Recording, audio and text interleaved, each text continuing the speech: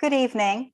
My name is Selena Joffrey, and I'm the Director of Business and Policy at Asia Society Texas Center. Thank you for joining us this evening. COVID-19 has impacted all communities across Houston, but small businesses especially have faced unique challenges. Even more than a year after the pandemic started, many small businesses are working to survive while dealing with the uncertainty of the evolving situation. Tonight's conversation will focus on Houston's small business owners and their stories of struggle and survival, but also their resilience and strength amid the ongoing pandemic. To hear about this, we're honored to host Tim Jeffcoat, Director of the U.S. Small Business Administration in Houston. He oversees SBA programs and services in Houston and the surrounding 32 counties of Texas. Minh Nguyen is the owner of Cafe TH, a Vietnamese cafe in the east end of downtown Houston. Minh is also a founding partner of Counter Common, an upcoming brew pub in the city of Bel Air. Quinn Nguyen first started as a nail technician at the age of 17. She's a new business owner and co-owns Gloss Nail Bar, a premier nail salon in Houston. Moderating the program is Chris Tomlinson, a business columnist with the Houston Chronicle, where he has written commentary on business, energy, and economics. Following the program, we'll be taking some viewer questions, so please share your comment box. We hope you enjoy the program. Thank you, Selena. It's a real pleasure to be here and to be talking to real business owners who do real business with real customers and have to make real tough decisions. As a commentator, I like to joke that I get to have an opinion without consequences. These folks are in the exact opposite position. The decisions they make will impact their businesses, their employees, their future, their families, and it's always a pleasure for me to talk to someone who's brave enough to start their own business and make it work. But to be honest, no one could have prepared themselves for the COVID-19 pandemic. It was a year ago that we were all told to go home and stay home. Schools closed. We often forget what the total lockdown was like in those first few weeks of April of last year. And both of these small business owners, they relied on customers coming in to get their nails done, to get lunch, to have a tasty treat in the afternoons. And so it is, I think, going to be a very enlightening evening as we talk to these business owners. And I'm also very pleased that Tim from this Small Business Administration is here, because they have done so much to try to keep these businesses alive, keep them going, get them through to the other side of this pandemic. And so without further ado, let me just get started. And I guess my first question is going to go to Quinn. And you had to delay opening your salon because of the pandemic. Can you tell me about that decision? What was it like to be on the cusp of getting your business going and then having to put everything on hold? Yes. So during the time that Governor Abbott announced that we were able to reopen, the Texas Department of Licensing and Regulations had not released updated regulations in regards to COVID-19. So we were basically maneuvering through uncharted territories and wanted to ensure the safety of our staff and clients. It took us a few days to fully establish ground rules and implement stricter guidelines. And just the whole setup of the salon, having to add in the barriers, having to increase our cleaning crew, and making sure that everything was fully, completely clean before reopening the salon was a task that took days. pretty much. And we were just navigating through just, I guess, as far as we kind of had a sense of what we were doing, but at the same time we didn't, and we just hoped and relied on our intuition and doing the right thing and protecting our staff and our clients. Yeah. I imagine your business plan had to have, been shattered. I mean, you had fewer clients going into the space just because you had to space your clients, more cleaning expenses. Can you talk a little bit about how you made those adjustments and how maybe that impacted your expectations? Yeah, so surprisingly, because we did have to separate everybody and space everybody out 6 feet apart, our capacity reduced to about 50%. But during lockdown, I guess everybody wanted to get out and just do something. So it actually increased our booking volume. So I think we opened with about 30 staff members, and it completely just got booked up those first few months, which was pretty amazing. And we were definitely blessed that happened. Wow. Min, you run a restaurant. It's in my neighborhood. I've had lunch there. It's a great place. How did those early weeks of the pandemic impact you? Well, I think I believe it was mid-March that we were forced to close. We were at 0% capacity, so it impacted us greatly. I mean, I think first of all, businesses or a lot of businesses, walk-in traffic, we weren't getting that like where we were before. So we just had to change the operations. Luckily, the transition for us from going from a dine-in at 100% to 0% capacity and just changing it up from to just basically counter service. And then we were doing curbside. We were, in the beginning, it was kind of awe-inspiring because a lot of people in the beginning were like, hey, what can we do to help you? So, so a lot of people were buying gift certificates. So that helped us. In fact, some people just were like, hey, what is your biggest, and we were talking because I'm very close to a lot of my customers. So some of them were like, hey, what's your biggest fiascos or fears or things coming up? And I would just bring it up and they were like, here's a $500 check. And I'm like, what? No, what? And no questions asked. It was great. And also mesmerizing to have a lot of support, it was financially supportive and also emotionally supportive as well. But to have that feedback, I mean, because I'm direct line, I see everyone, I know probably at least 50% by name. So, it's just having that relationship elevates it a little bit, because I'm that close to them. And then on the other side, you have that other people, the other ones that are questioning your decisions of why do you have it this way? Why aren't you doing certain things? Why are you forcing us to wear masks? Why are you, at least right now, why aren't you at 100%? Like how the governor says that we are. So it's a lot of tough decisions that we have to make. Luckily, I have a coffee shop that's also inside of our, Celadon inside of Cafe TH. And my business partner for that is an ER physician. So he gives me certain types of data that might not be in the media. And so I take that data and I run with it. And so my decisions, what I've done so far is to start from zero and just slowly build up as we continue on with the timeline of the progress of where we're going at right now. Who knows? We may be at the beginning of this whole pandemic of COVID-19. We may be at the end. I don't know.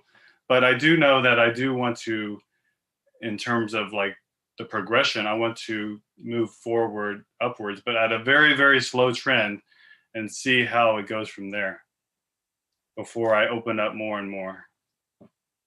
Tim, you've in your role, you kind of have a bigger picture of what's going on with small business in Houston. What is it? What do you see from that macro point of view? Well, the pandemic has particularly affected those industries that require a density of customers, just as the businesses that are here today are great examples. Bars, restaurants, movie theaters, concert venues, all sorts of places that are affected. And those are the kinds of places that we all like to go to. We like to frequent. You talk about Cafe TH being one of your neighborhood cafes to go to. So when it's closed, it affects your lifestyle. So those businesses are the ones probably affected the most, as well as the businesses that sell to them and the customers that like to frequent them. So it didn't just suppress our economy in that respect, it also suppressed our lifestyles. So it's been pretty significant impact on Houston in particular. Now, there are many industries that have done well during the pandemic, but those are the exceptions. Those aren't the case. Because I think a lot of times, we see Quinn and Min because they're facing us, but we don't often think about the supply chains behind them. Right. I mean, they're not just big corporations, right? There are a lot of small businesses doing B2B. Absolutely. For instance, Min probably knows this. Wanted to start a Mexican restaurant. There are small businesses you can call that will bring you the menu, the exact list of ingredients you need to cook each day to make the 20 things on the menu. They'll bring you the tablecloths, the cutlery, everything. It's basically a restaurant in a box, in a sense. And many times it are businesses that serve some of those niche segments. So for every restaurant not buying from them because of the pandemic, it affects them, affects their suppliers. So all the way down the supply chain, you've got a significant ripple effect. Actually, we have a name for that in the SBA. We call that economic injury. So you're not being injured from, let's say, a Hurricane Harvey damaging the establishment, but the economy around your business has been significantly injured. Quinn, how does that sound right to you? I mean, what was the biggest impact to your business? The biggest challenge? The biggest challenge for our business was, so we've only been in business, it'll be 2 years in the middle of June. And to be able to scale and grow a business in these unprecedented times while sticking to strict regulations, it really hindered the growth of the business. And so with business projections, we were afraid that we wouldn't hit the numbers that we would. But like I said, just being blessed with a very helpful and supportive community that we've grown, we were still able to meet our numbers. It's still challenging with trying to, I guess, keep everybody safe, even though we're at max capacity. I think that would be the most challenging part at the moment. But I would say scaling a business during these times is just extremely difficult. Min, I mean, the same question to you. I mean, I imagine you saw a big drop in revenues. Yeah. Going back to what Quinn was saying, I mean, it's hard. I mean, because I've been in it for 13 and a half years. So I can see, you kind of have a guesstimate as to what the numbers are going to be. And that also, affects how you control inventory. But with how everything happened last year, especially with the big thing for me was oh, we're going to cancel the rodeo. I was like, oh, wow, that's a big deal. So now instead of buying cases of certain things, or, you have to buy in smaller batches, which means you have to buy at higher prices.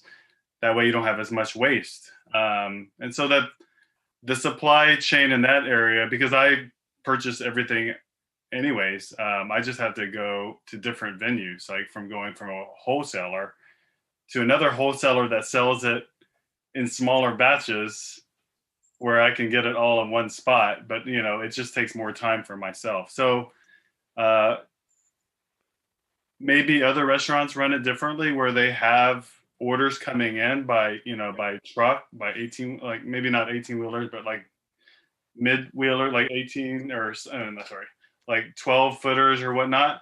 They'll come in and then they have lesser supply.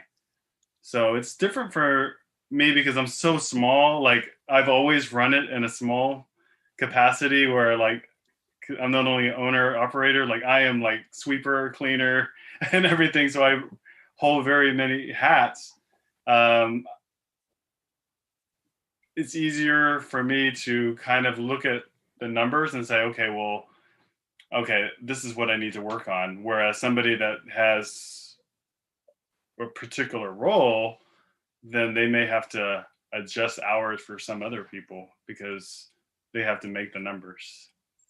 Well, let me ask you about staff and staffing, because schools were closed, parents had to stay at home with their kids. As from a human resources point of view, managing your team, what was that like? First and foremost, I was concerned, and I asked the staff how comfortable they were with working like in our environment face to face, but at 0% capacity and just doing curbside or just to goes.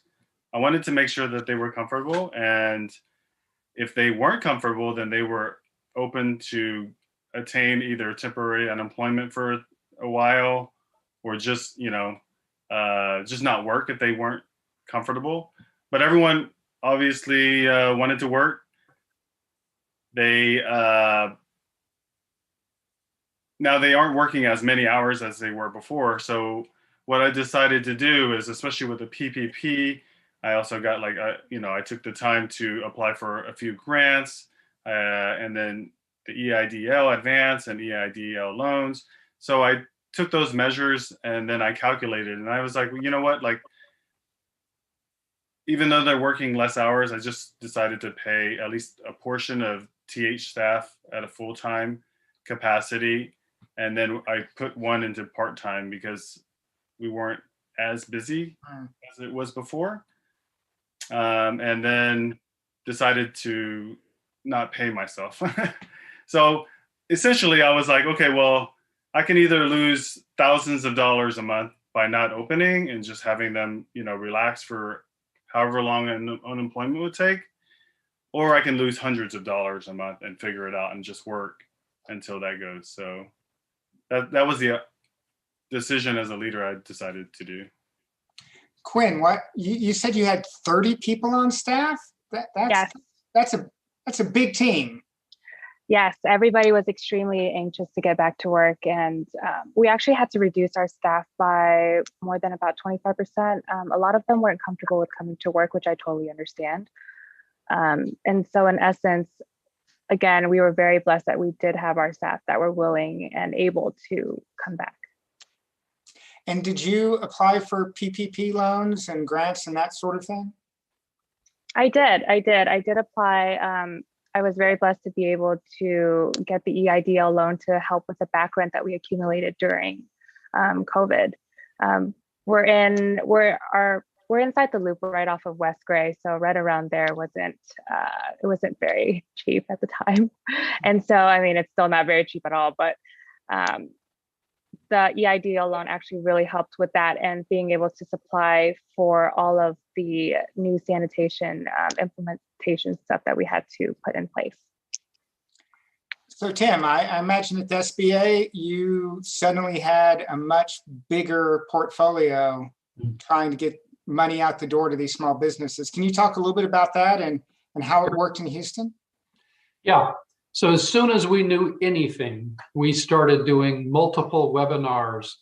We did several hundred, about 800 last year, 750 or so.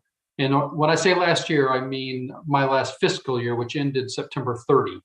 Since then, we've done about another 500, just to educate as many businesses as we can. By our reckoning, we've touched about 150,000 businesses in that process. The results speak for themselves. In a normal year here in Houston, we help small businesses access about 1.2 billion, that's with a B, in financing for their businesses. Last year it was 20 billion.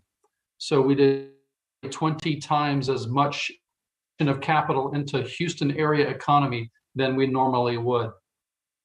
Since this fiscal year, so from October 1 until now, well, not a lot happened in the fall, right?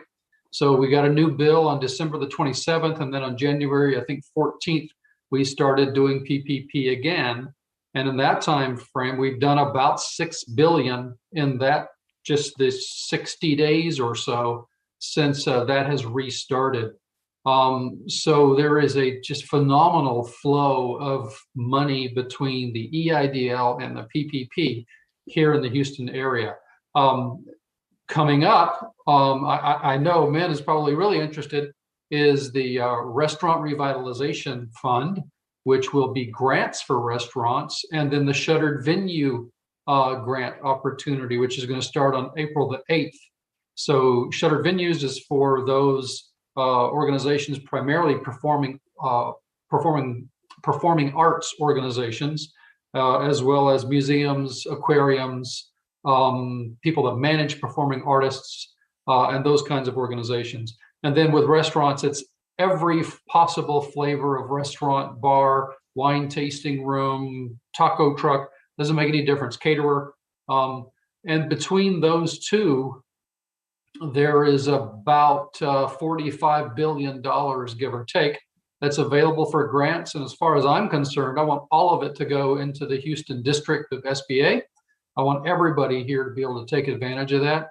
So the level of support that we've been blessed to be able to give is just phenomenal. You know, sadly, this virus has been attributed to Asia. And we've seen, we've seen some Americans react very poorly. We've seen some people go out and harass Asian American business owners. I guess I want to start with you, Min, because you mentioned it at the beginning that you had people who were complaining about having to wear a mask or why they couldn't fill more tables. Have you experienced any harassment, any resentment? In my particular personal case, I have not felt any harassment towards myself. I mean, I've seen videos. I'm sure we've all, like, if we watch news or at least social media, we've seen like episodes, especially in the last week, that there are violence out there against Asian Americans, probably escalated because of various different reasons. I just want to say that, like, it's sad that, we live at a time that's that this thing's, it's still here. As close to that we can be because of social media or these media technology that we have, it's like we're further apart. It's so sad. But like in my particular case, I'm very close to a lot of my customers and clients, and now, so many of them have become my friends. If I see any sort of oddness, weirdness in behavior, or I am pretty personable and I kind of will try to alleviate the toneness by getting to know them somehow, some way. So my particular experience would probably be different from a lot of others, I would say. Quinn, have you or your staff experienced anything? Personally, I have not experienced any type of harassment, but in light of recent events, my heart definitely goes out to the family and the Asian communities and whoever was affected by those events. It's really disheartening to wake up and see the news, and it's almost like a shell shock. It's happening more frequently and to elder people. And I just think that in order to kind of de-escalate the situation, we would just have to raise more awareness and encourage our elected officials to keep fighting the good fight and help end discrimination and racism across the board. Tim, are you aware of any special challenges that have faced Asian American business owners? No, actually, I'm not. We work with, we love everyone. We don't care who you love, who you are. Our goal, our mission is to help Americans start, grow, and recover their small businesses. So, we certainly don't. I haven't witnessed anything, but I'll say that just in general, one challenge has really been facing all small businesses, which is how to adapt to this, how to continue to succeed in the face of this thing. It's been mainly negative, of course, but there's been some real positive to it. There is some silver lining. For instance, right now, would we have ever done a meeting like this in the past? You're participating from California, you're in Edo, I'm over in Sugar Land. Yeah, we might all be in a room together, but then the ability for this to then be rebroadcast. I mean, we've learned so many things through this. So back to the old saying, whatever, if it doesn't kill us, it makes us stronger. So I think I see that happening in all of the small businesses we work with. Some have not succeeded, but many have adapted in all sorts of ways and are really are hiring, beginning to grow, and beginning to really be optimistic about the next few months.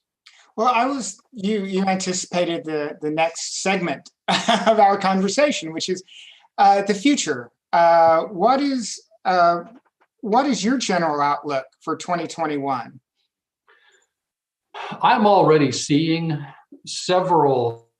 Let me stop for a second. There's 750,000 small businesses in my district, so it's impossible for us to know what's going on with those 750,000. But we do try to keep in touch with segments and clusters for instance, through various chambers of commerce, through various economic development authorities, and we meet with them on a regular basis to hear what's going on with your members, what's going on in your city. I'm very happy to say that we have a great relationship with senators and congressional representatives. And I know that I can reach out to Senator Cornyn's office or to Congresswoman Jackson Lee's office, and they'll tell us what's going on in their area.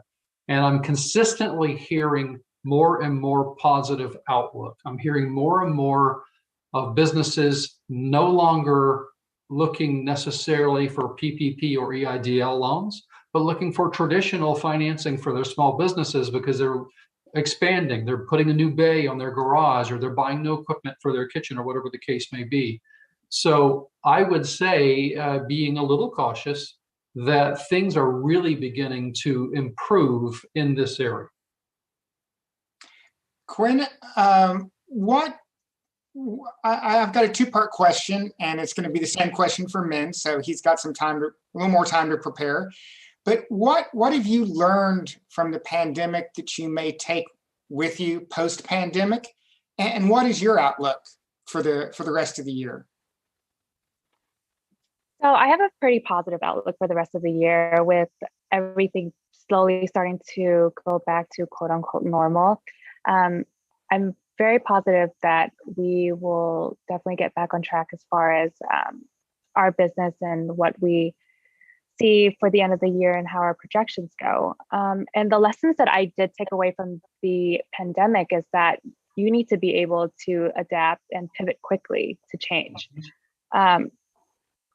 So before the pandemic actually happened, I was actually going through my insurance policy, looking at any type of clauses that would basically cover our rent if we were to suddenly close due to like an illness or whatever the case may be. I couldn't find one, sadly. But another thing is to be able, so if it were to happen again, I would definitely suggest finding alternate channels to reach clients. While we were shut down, we were able to produce these at-home nail kits, and we were able to kind of be almost like an Amazon Prime, where we were packing up all the products during the day and we were hand delivering them at the doorstep of our clients in the afternoon until nighttime. So we were able to use different channels of like social media to reach out to clients to see what they might need, how we can assist in like their at-home manicures. And they gave us really good feedback. And we were able to turn that into almost like another small business during the pandemic to help kind of carry us over. Will you keep doing that? You know, that actually inspired something out of me. I actually want a warehouse to sell nail supplies now after that, because it was actually a very lucrative business. And I don't know whether it was because people were bored at home, but it was actually a phenomenal learning curve for me, because I actually learned about distribution and like logistics and how supply chain works. So that was definitely a good learning experience for me. So yes, Min, what lessons did you learn from the pandemic that will change the way you do business in the future? And what is your outlook for the rest of the year? It almost mimics to what Quinn was saying. Like, we have to be able to pivot. Like, you have to look at the whole situation, look at like what the next couple of months are gonna, ensue, and then the next year, what you want to happen. We kind of went from shutting down to 0%, which everyone was used to coming in and just going straight to a table for tableside service, to counter service. And then from counter service and curbside, I had to look at additional revenue, which was a pre-order dinner menu set, where I actually physically drove to people's houses.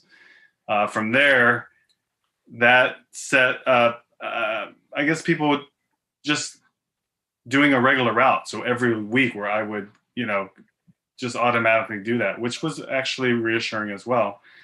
And then I added more items on the menu. So like, as we have people coming into a counter, we had some new faces, very familiar faces as well. But some of the new faces that were coming in were taking a little bit of their time looking at the menu because it's so extensive. So I had to add a menu that was like a combination, like kind of like a combo platter that had a little bit of everything for people to taste, and then they can be, a little more familiar of, how we cook or some of the tastes that we have.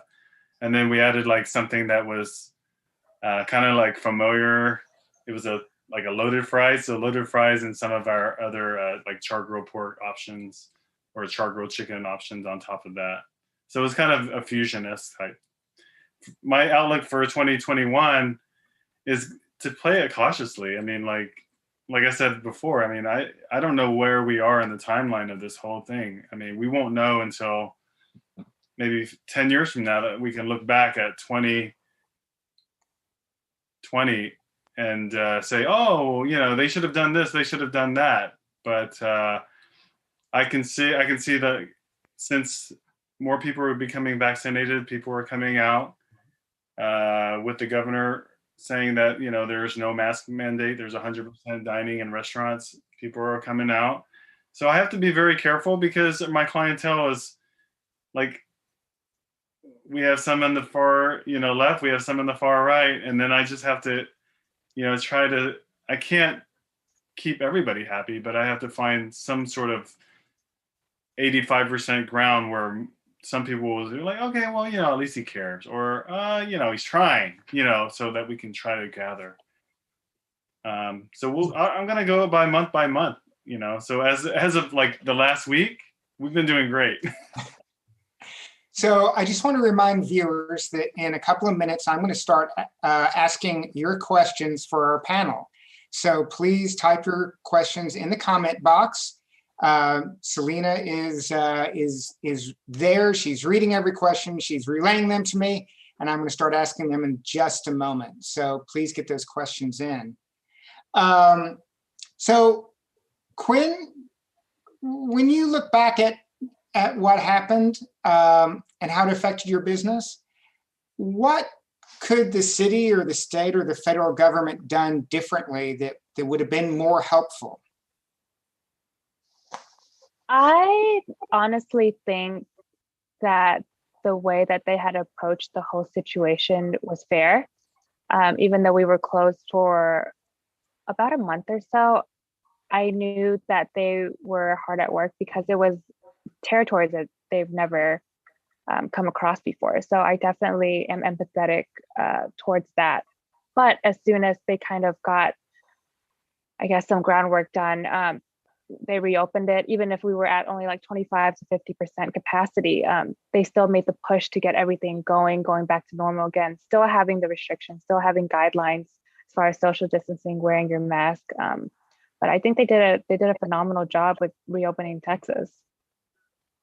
Min, same question to you. What could I mean, clearly you're not responsible for the pandemic and hadn't shut down. What could city, state, and federal officials done more to help your business? Well, I'd like to say that,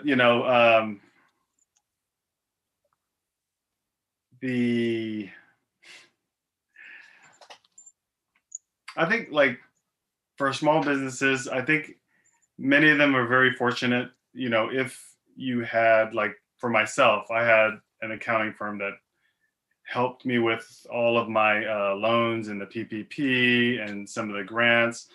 Those are things that, like part of it you have to like be very proactive with. And then you also have your numbers so that it can expedite, those forms. So it depends on who you ask. Like in my circumstance, I was very fortunate that I had a lot of it organized. I think for the majority of the small businesses, I think they probably needed some sort of assistance. If you don't have a specific, if you're like somebody like me that's running almost majority of everything, you don't have time to, fill out all those forms. Whereas a lot of the mid-sized to large companies have departments that can actually work on these solely and then get those out. If there was some sort of way to get small businesses more assistance in that area, I think, that would be something that I would be more attuned to. I think, to be honest, the mask mandate is a priority. I think it has to be something that we need to be wearing. The 100%, that's something that, many people will agree or disagree upon. The numbers in some states are showing to be up again. So I don't know. We'll see what happens from there. I think if you look at Europe, they're on a third closure. So, they've lightened up, and then, we're going through this thing of going up and down, and like, that's what I feared. I just wanted to slowly rise up. So if we could do it more incrementally, I think that might be a strategy that might be something that I think would be something that I could see. Yeah. Rather than, okay, well, we're going to go from 50% to 100%. And then like from wearing masks to now you don't have to wear masks at all.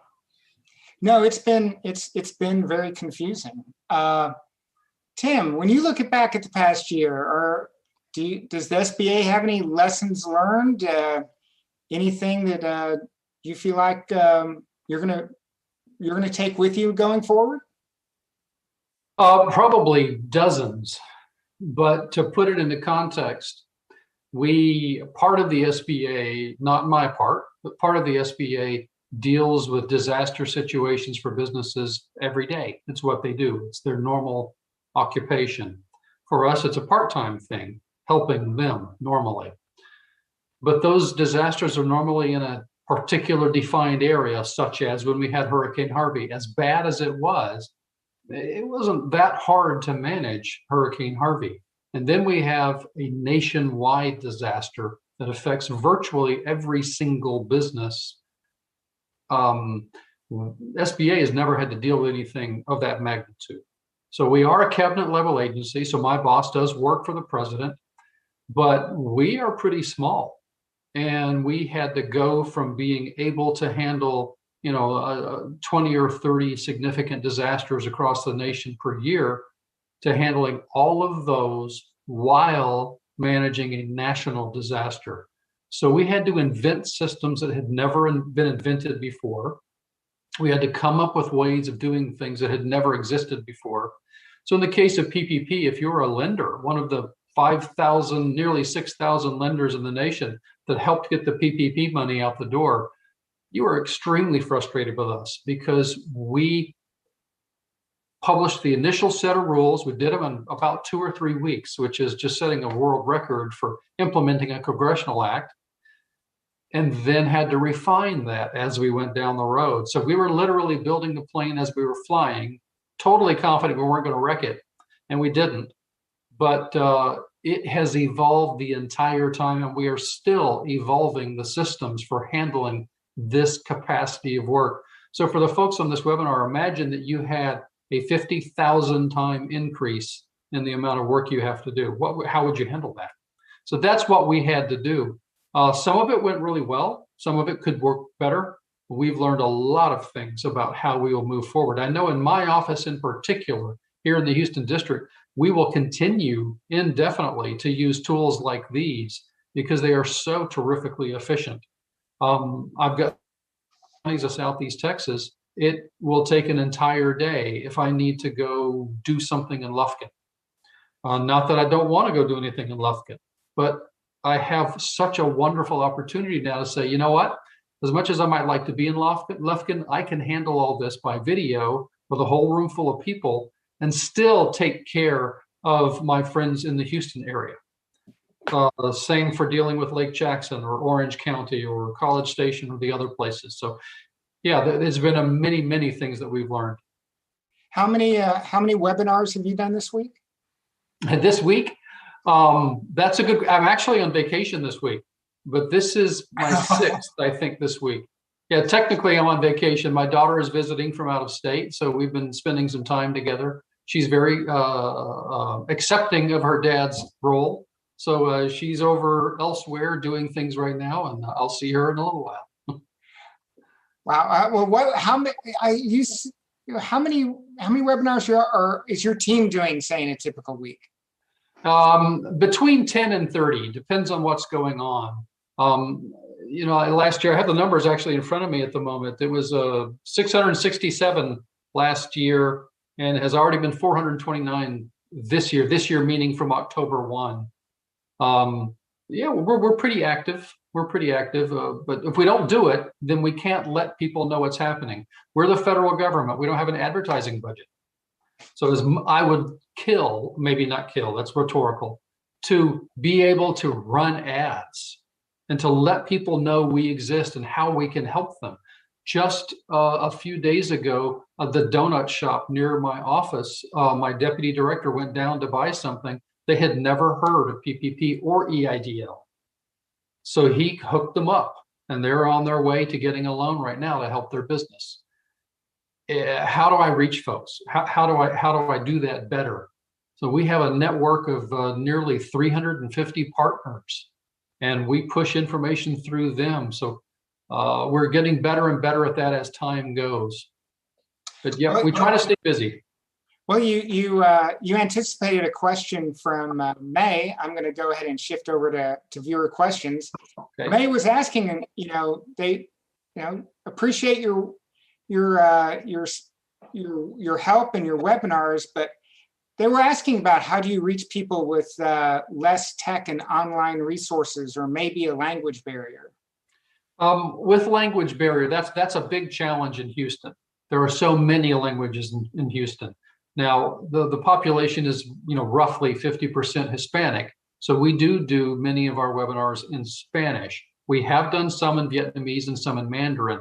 But SBA publishes most of our information in, I think, 32 languages, and that's available on our website. So not everything is in all 32 languages, but most of it is. But that is a challenge. But by far, the vast majority, though, are in English. Okay.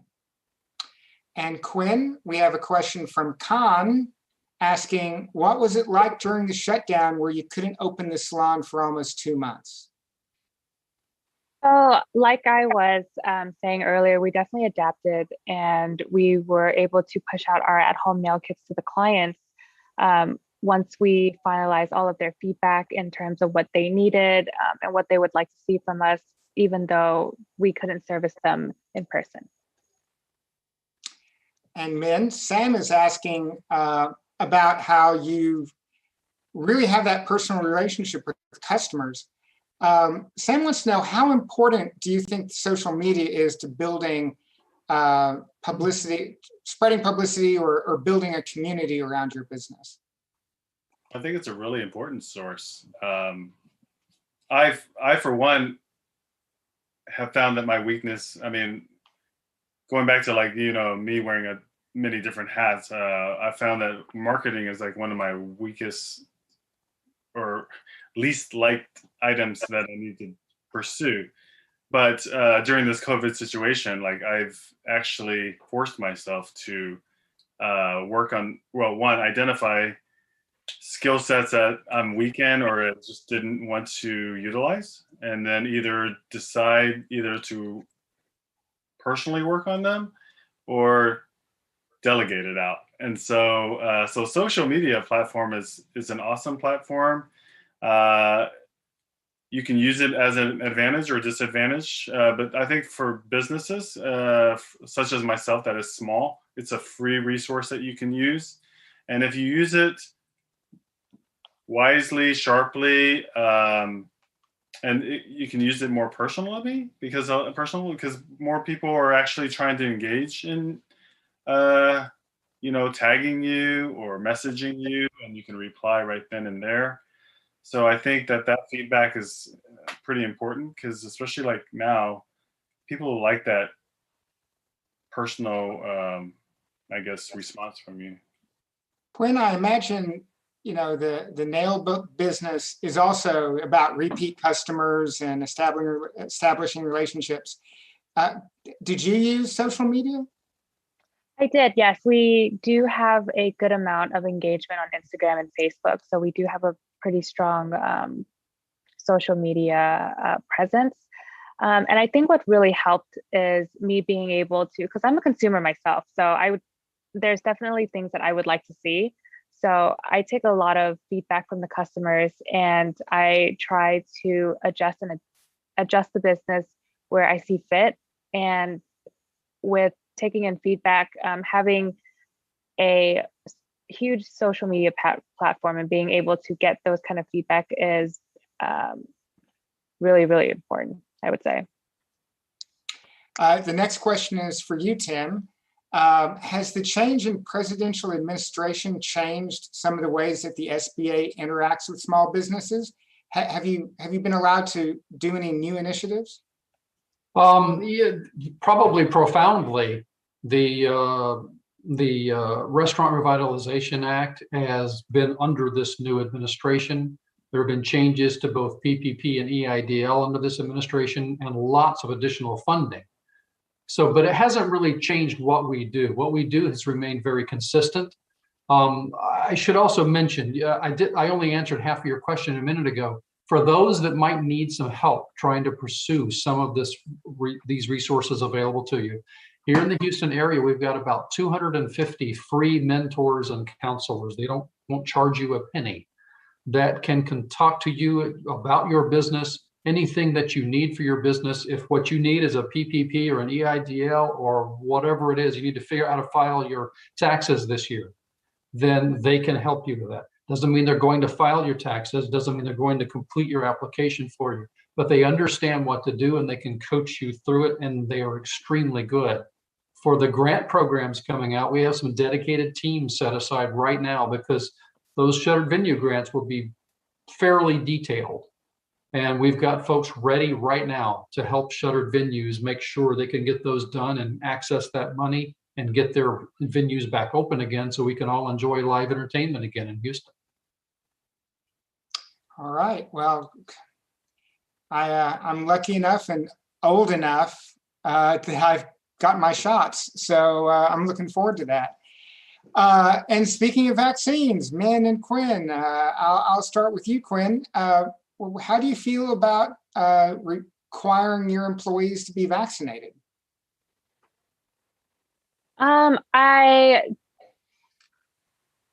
That's a really good question. I have not been able to get vaccinated yet since I've been traveling, but as soon as I am back in Houston, I will make my appointment. But as far as my staff goes, they are on top of it. Everyone wants to protect themselves and their families and the clients. So all of our staff members are very diligent about doing that. I didn't even have to say that we required it or that we were enforcing that. Everyone was just pretty much on top of their game, which I'm very, very thankful for. Min, how about you at the restaurant? Do they need to get their shots? I'm making sure that if they want to get their shots, they can take their shots. So everyone on Cafe TH has gotten vaccinated. I myself just got my first Pfizer on Tuesday. So in 4 weeks, I think we all will be vaccinated on the TH side. Selling on the coffee shop, the baristas, they are they're front. Some of them are kind of worried. So I'm not going to force them to take a shot, the vaccine, if they don't want to, at least until they're ready. I will say that, hey, it's probably better that, you think about getting it, but I'm not going to force them to make it.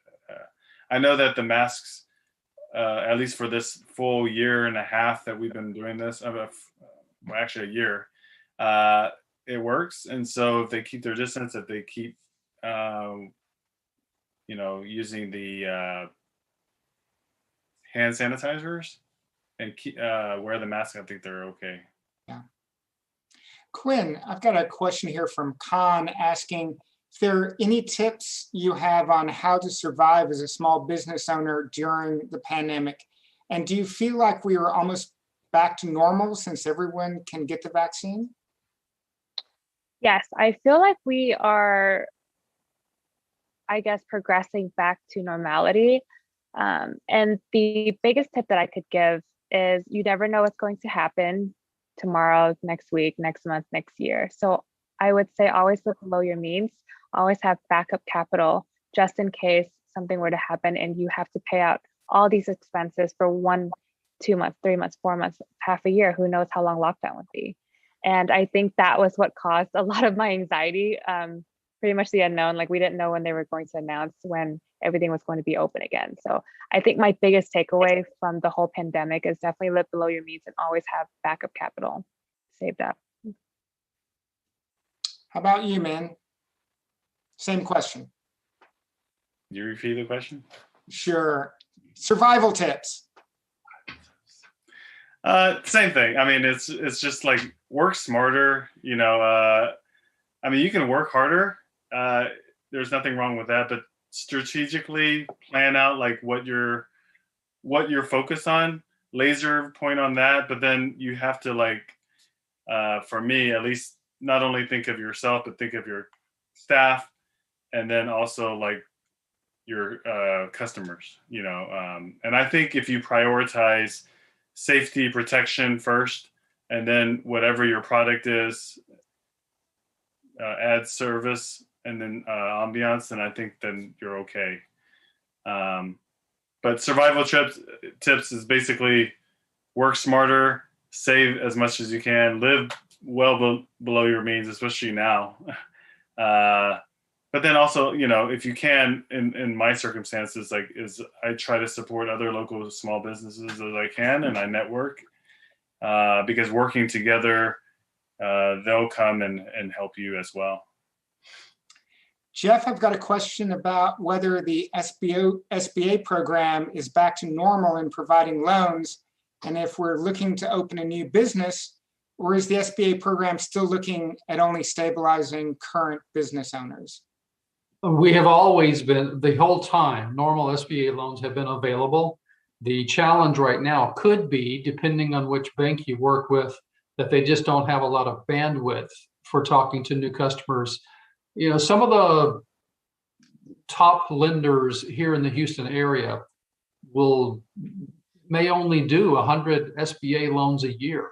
And now those same top lenders are probably doing 10 or 15,000 PPP loans.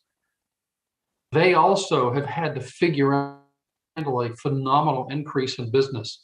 But yes, the answer is, if you're thinking of starting a business and you're looking for SBA guaranteed financing, there are absolutely normally about 150 lenders right here in Houston ready and able to take care of you. You can contact my office or go to our website. On my website is a list of those lenders. But you can, as I say, you can always contact our office. We can connect you with that. We regularly have webinars that we call Meet the Lender. So never mind what we always do in person. We're not going to do that for a while. But at those Meet the Lender webinars, you're able to come in the space of an hour and a half, maybe 2 hours, because I know your time is valuable. You'll have the opportunity to meet with maybe 6 different top lenders.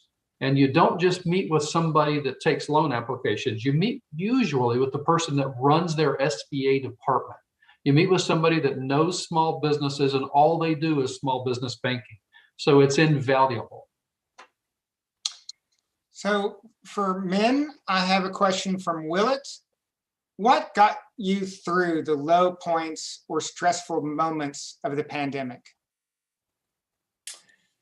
To be honest, I would have to say just my staff and seeing my customers, especially, and then of course my family and my friends, particularly my wife, having that strong bond, whether it be emotional, is a huge booster to get you through this.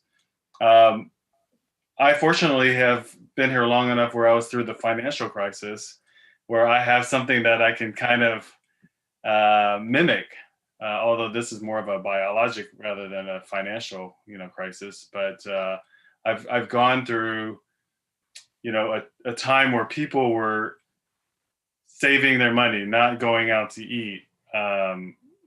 And I was in an area, which is East Downtown, that was nothing but warehouses. And, fortunately for the last decade, it's grown into a residential / commerce area. But the circumstances is, now is people are forced to stay home and not, go out. And then, there are a lot of people that are financially strapped. You see these drives where people are trying to get boxes of food just for their families to survive because, they're not working. So, you have that area where people are not working or not doing as much as they were. And then you have people that are just working a ton because, their company laid off or furloughed a lot of people just to, save ends meet. And so it's tough because I know that, I'm all right, well, going out to eat is almost like a luxury, right? So what can I do? And that's why I did that pre-order. Is if they're not going out, then I'm going to go to you. And I want to make it as safe and sound so that you can have fresh, good, healthy Vietnamese food or food in general. Quinn, as a new business owner, there had to have been some pretty dark moments about whether or not you were going to be able to keep this business going. What helped you make it through? My team. I have an amazing support system. My team consisting of my manager. And during the time that was really stressful for all of us, they were nonstop. What can we do to push this through and survive? And so they were able to cultivate a lot of ideas. They were able to show up and execute the whole dip kits and nail kits at home and we just worked as a team to create solutions as best as we could. So I think that's what really pulled me out of kind of a mental rut. Having someone say, it's happening to everybody, but how we face the challenges is what deciphers if we stay alive or not. So I think and they were saying it's better to have a positive outlook than a negative one throughout the whole thing. Well, this is why I like reporting on business. I like to get to know people who start businesses, people who support businesses, because it's not what most people think. It's about treating your customers right. It's about treating your team right. It's about responding to the needs of the community and providing the support to young entrepreneurs as they make this huge leap into the unknown. Quinn, Tim, and Min, thank you so much for joining us this evening and for this incredibly insightful conversation. To our viewers, we hope you enjoyed the program. Asia Society Texas Center offers over 150 public programs each year featuring arts, culture, education, business, policy, and current events. Learn more about our upcoming programs and webcasts through the Asia Society website. And go get your nails done and go check out Cafe TH and go start a business with Tim. Good night, everyone. Thank you so much for being here. Thank you. Thanks for having us. Bye. Thank you.